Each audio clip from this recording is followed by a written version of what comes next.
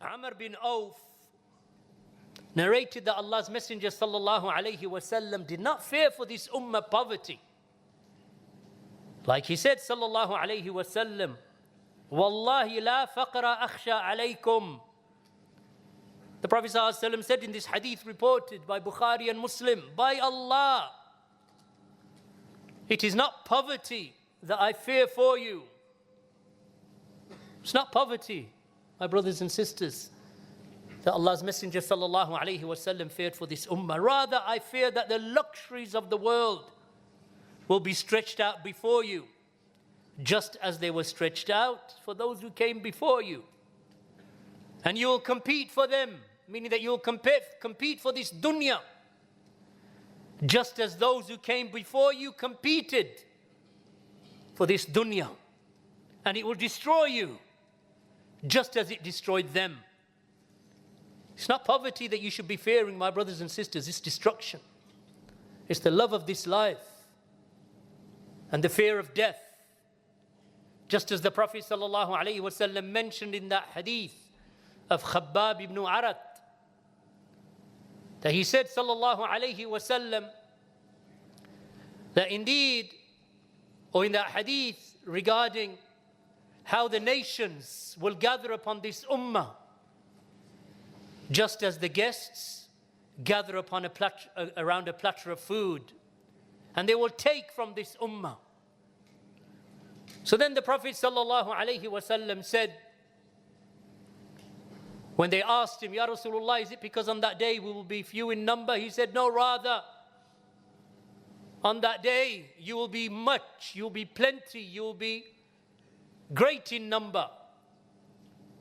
But Allah subhanahu wa ta'ala will remove the fear that the disbelievers had for you and place a weakness in your heart. This wahan. They said, Ya Rasulullah, what is this wahan? What is this weakness? He said, Hubbud dunya. It is the love of this world, and it is the fear of death. So it is not poverty that you should fear. It is attachment to the dunya that you should fear. It is the fear of leaving this world. This is what should scare you. That you are so attached to this dunya that you don't want it to end. You want to amass. Just as Allah subhanahu wa ta'ala said, زُيِّنَ لِلنَّاسِ حُبُّ الشَّهَوَاتِ مِنَ النِّسَاءِ وَالْبَنِينَ وَالْقَنَاطِيرِ الْمُقَنْطَرَةِ مِنَ الذَّهِبِ وَالْفِضَّةِ. This is what is beautified for people, beautified for man. The things that they desire, women, sons, amassing gold and silver, branded horses, cattle and land.